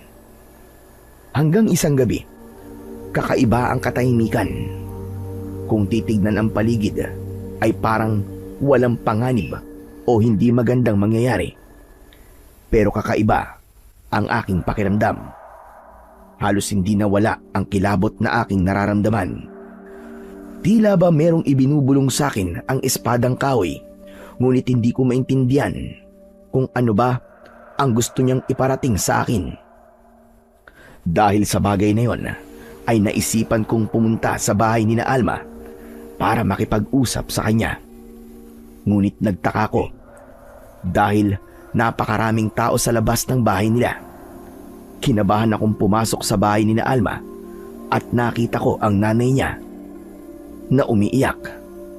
Tinanong ko ang nanay ni Alma kung anong nangyari at sinabi niya na habang tulog daw sila ay pinasok sila ng aswang at kinuha ng aswang si Alma. Hindi na ako nagsayang ng oras at agad kong hinanap si Alma. Ang una kong pinuntahan ay ang kagubatan. Sinuyod ko ang bawat sulok nun dahil yun lamang ang tanging lugar na alam kong pwedeng pagdalhan ng aswang kay Alma kasi taguyon sa mga tao. Pero makalipas ang halos isang oras ay bigo akong makita si Alma o kahit yung aswang. Nanghihina akong napasandal sa isang malaking puno. Gusto kong umiyak pero naisip ko na walang maitutulong ang pag-iyak ko sa nangyayari. Kailangan kong lakasan ang aking loob dahil wala akong ideya kung ano na ang nangyayari kay Alma nang sandaling yon. Nasaan ka na ba, Alma? Kaya pala kanina pa ako nakakaramdam ng hindi maganda. Patawarin mo ako. Hindi kita nagawang protektahan. Nagulat na lang ako nang mula sa likod ng puno kung saan ako nakasandal ay lumabas si Tatang Elias. Nakangiti siya sa akin habang hawak niya ang kanyang tungkod. Tatang Elias? Kayo lang pala. Akala ko'y aswang ka na. Pasensya ka na kung bigla na lang ako sumulpot. Nakita ko kasi na kanina ka pa nababahala. Si Alma po kasi, yung nobya ko. Kinuha po siya ng aswang. Hinanap ko na po siya rito sa gubat kasi alam kong dito siya dadali ng aswang. Pero wala hindi ko siya makita. Nagkaalala na po ako sa kanya, Tatang Elias, kasi sigurado ako na nasa pangalib po siya ngayon. Bakit kasi dito ka sa gubat naghahanap? Wala ritong nobya mo. At wala rin dito ang aswang. Ho? Kung ganun, alam niyo po kung nasan sila? Alam ko, pero hindi ko pwedeng sabihin sa iyo. Ano pang silbi ng utak kung isusubo ko palagi sa iyo ang mga impormasyon na kailangan mong malaman? Parang awa niyo na po, Tatang Elias. Sabihin niyo na po sa akin kung nasan si Alma. Hindi ko maaaring gawin yan, Boyet. Ang gawin mo ay mag-isip ka. Pagdugtong-dugtongin mo ang mga pangyayari. Sino ba ang nagbanta sa inyo na meron siyang gagawing masama? Natigilan ako sa sinabing yun ni Tatang Elias. Isang tao lamang ang pumasok sa isip ko ng sandaling yun. Walang iba kundi si Rigor. Gumapang ang kilabot sa buong katawan ko nang may pumasok sa isip ko. Anak ng putya! Si Rigor! Siya lang naman na may galit sa amin eh. Pero anong kinalaman ni Rigor sa pagdukot ng aswang kay Alma? Yan ang kailangan mong alamin, iho. Tatang naman eh. Bakit kasi hindi nyo nalang po sabihin sa akin ng mga nalalaman nyo? Gaya na sinabi ko sa'yo, hindi pwedeng lahat ay sasabihin ko sa'yo. Mas maganda na ikaw ang makakadiskubre sa mga bagay-bagay na dapat mong malaman. Pero kung ako sa'yo, uuwi na muna ako. Mukhang matatagpuan mo na ron ang iyong hinahanap. Si Alma po ba o ang aswang? Sino ba sa dalawa ang mas gusto mong makita? Kahit paano, ay nagkaroon ako ng pag-asa sa sinabing yun ni Tatang Elias. Nagpaalam na ako sa kanya at saka ko tumakbo ng mabilis pabalik sa bahay ko. Umasa ako na naroon si Alma pero bumagsak ang balikat ko dahil wala siya roon. Nanghihina akong umupo sa upuan sa labas ng aking bahay. Loko rin talaga to si Tatang Elias eh. Pinaasa niya lang ako. Akala ko talaga nandito na si Alma. Ngunit laking gulat ko nang makita ko si Alma na tumatakbo papalapit sa akin. Magulo ang buhok niya at sira-sira ang kanyang damit. Meron siyang mga galos sa braso at leeg. Sinalubong ko siya at mahigpit siyang yumakap sa akin. Alma! Diyos ko, Alma! Salamat sa Diyos at nagbalik ka na! Tulungan mo ako, Boyet! Si Rigor! Kinuha niya ako at dinala niya ako sa bahay niya. Gusto niya akong pagsamantalahan. Mabuti na lang talaga at nakatakas ako. Dahil kung hindi, ay baka kung ano nang hindi maganda ang nangyari sa akin. Si Rigor? Paano si Rigor ang dumukot sa'yo? Ang sabi sa akin ng nanay mo, aswang ang kumuha sa'yo sa bahay niyo. Si Rigor ang aswang. Iisa lang sila, Boyet. Aswang si Rigor, Boyet! Pakiramdam ko ay binuhusan ako ng napakalamig na tubig sa narinig ko. Bigla kong naalala ang sinabi ni Tatang Elias na kailangan kong pagdugtong-dugtungin ang mga pangyayari. At isang realisasyon ang mabilis na pumasok sa isip ko. Sigurado ka ba sa sinasabi mo, Alma? Oo, Boyet, sigurado ko. Nang kunin ako ng aswang sa bahay, ay dinala niya ako sa bahay ni Rigor. Kitang-kita ko nagbago ng anyo yung aswang sa harap ko mismo at naging si Rigor siya. Ang sabi niya, ikukulong niya ako sa bahay niya at doon na ako habang buhay. Mabuti na lang naninlang ko siya. Sinabi ko na pumapayag na ako sa gusto niya. Nang nagkaroon ako ng pagkakataon, doon na ako tumakas. Kung ganun, kaya pala ako inatake ng aswang, ay dahil si Rigor pala yun. Galit siya sa akin. Kaya gusto niya akong patayin ng gabing yun. Boyet, kailangan natin magtago. Sigurado ako na alam ni Rigor na nakatakas ako. Baka pumunta siya rito. Hindi natin kailangan magtago, Alma. Kailangan ko siyang harapin. Baka ito na ang matagal ko nang hinihintay na pagkaharap naming dalawa. Magsasalita pa sana si Alma nang biglang dumating si Rigor. Nanlilisik ang mga mata niya habang may nakakatakot na ngiti sa kanyang mga labi. Agad kong inilagay si Alma sa likuran ko. Maigpit kong hinawakan ng espadang kahoy at nilabanan ko ang tingin ni Rigor. Gusto kong maramdaman niya ng mga sandaling yon na hindi ako natatakot sa kanya. Sa tingin ko, ay sinabi mo na sa sintu-sintu na yan ang nalaman mo, Alma. Kung ganon, kailangan na niyang mamatay. At ikaw naman, mapupunta ka sa akin. Walang pwedeng magmay-ari sa'yo at makinabang, kundi tanging ako lang. Hindi ako papayag na mangyari yan. Gagawin ko ang lahat para hindi mo makuha si Alma. At ikaw, sisiguraduhin kong mamamatay ka bilang kabayaran sa mga buhay na kinuha mo at sa takot na pinalaganap mo sa lugar na ito. At paano mo naman ako papatayin, ha? Yang espadang kahoy mo ba ang gagamitin mo panlaban sa akin? Ito nga. At wala nang iba pa. Nakakatawa ka talaga, sintu-sintu ka. Naging maayos nga ang pagsasalita mo. Pero sana, isama mo na rin pati ang utak mo. Ano naman magagawa ng espadang kahoy na yan sa akin, Aber? Bakit hindi mo subukan nang malaman mo kung ano ang kaya nitong gawin sa'yo? Pagbibigyan kita sa gusto mo. Pero huwag kang magsisisi kung magiging napakabilis ng kamatayan mo. Tumiim ang bagang ni Rigor. Mariin niyang ikinuyom ang kanyang mga kamay.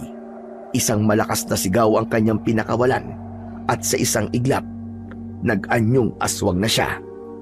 Alma, pumasok ka na muna sa bahay ko. Huwag kang lalabas hanggat hindi ko pa napapatay si Rigor. Tumakas na lang tayo, Boyet. Baka ano pa mangyari sa'yo. Matagal ko nang hinihintay ang pagkaharap namin. At hindi ko na to pwedeng palampasin. Magtiwala ka sa akin. Sige na, pumasok ka na sa loob. Napipilitang pumasok si Alma sa loob ng bahay ko. Hindi ko alam kung bakit ang lakas ng loob mong labanan ako. Kahit alam mong wala ka namang kalaban-laban sa akin. Gusto bang malaman kung bakit gusto kitang patayin? Dahil hindi na ako papayag na madagdagan pa ang mga biktima mo. At hindi ako papayag na kunin mo sa akin si Alma. Mabilis na sumugod ang aswang papunta sa akin.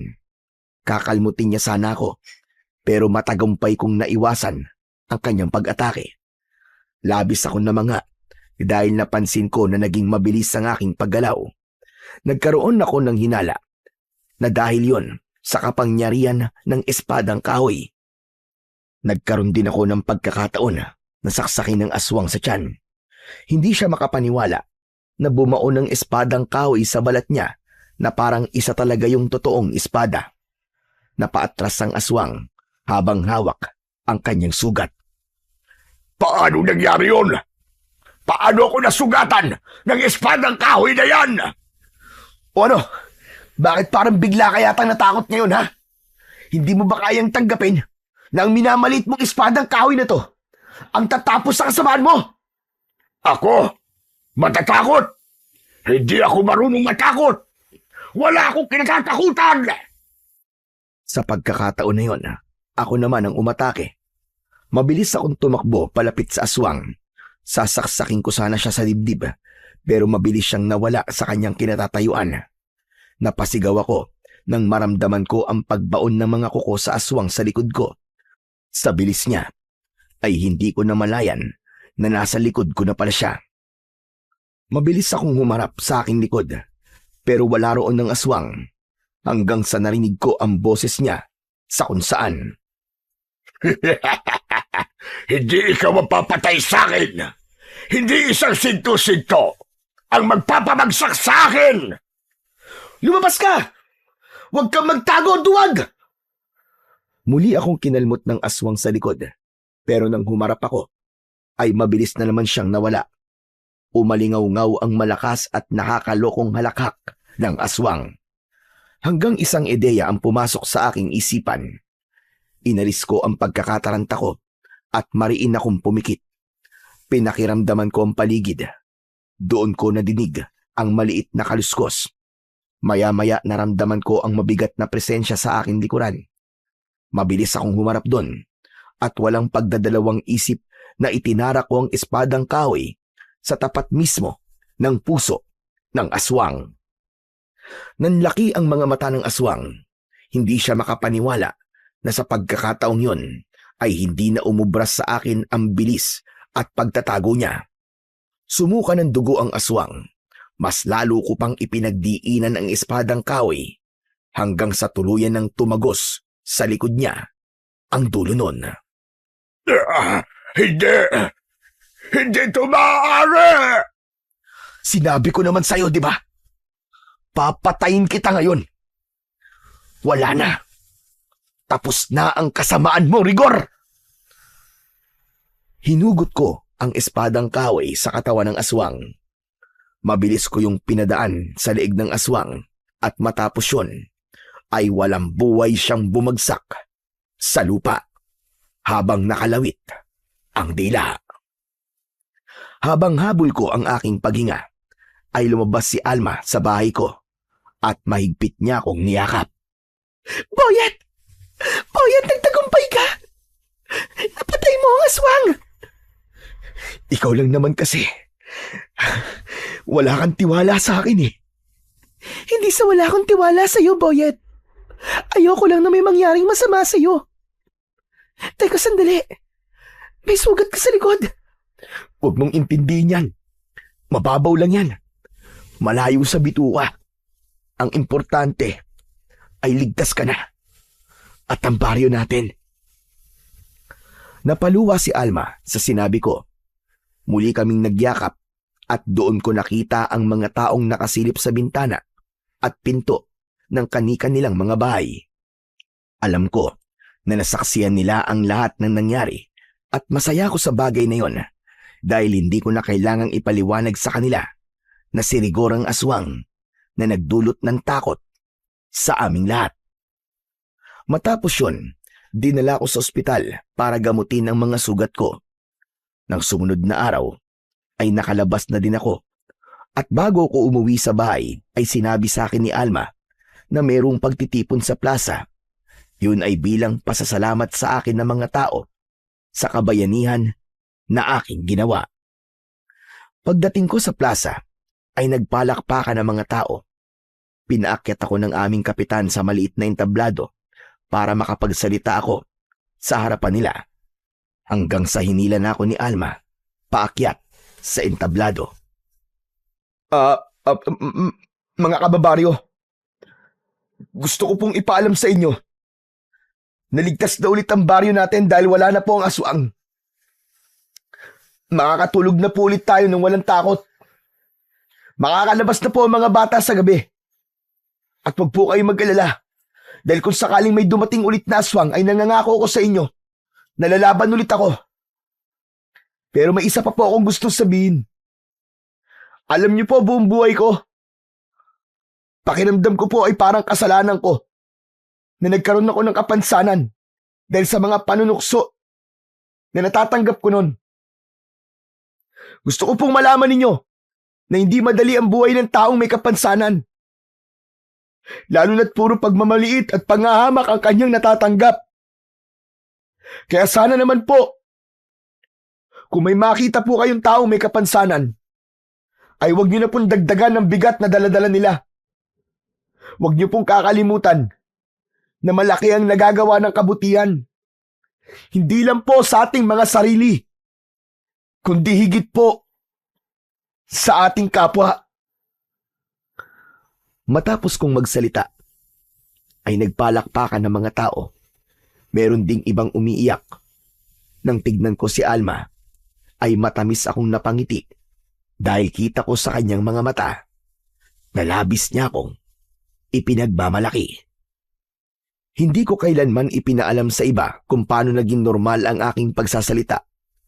Hindi ko na rin muling nakita pa si Tatang Elias.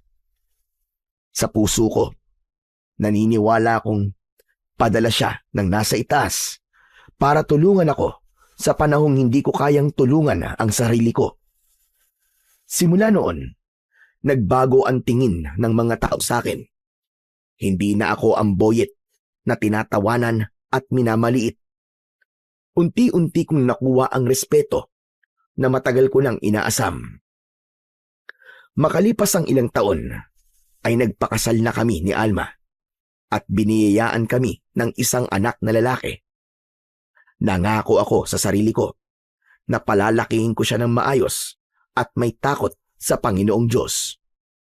Ituturo ko sa kanya na huwag kailanman manunukso ng taong may kapansanan dahil alam ko kung gaano kabigat ang araw-araw na laban nila. At kung sakaling may panganib uli na dumating, ay sisiguraduhin kong nakahanda ako.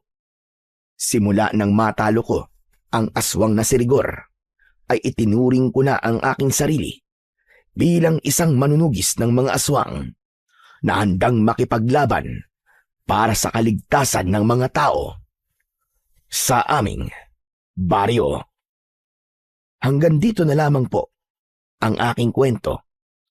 Maraming salamat po sa inyong pakikinig.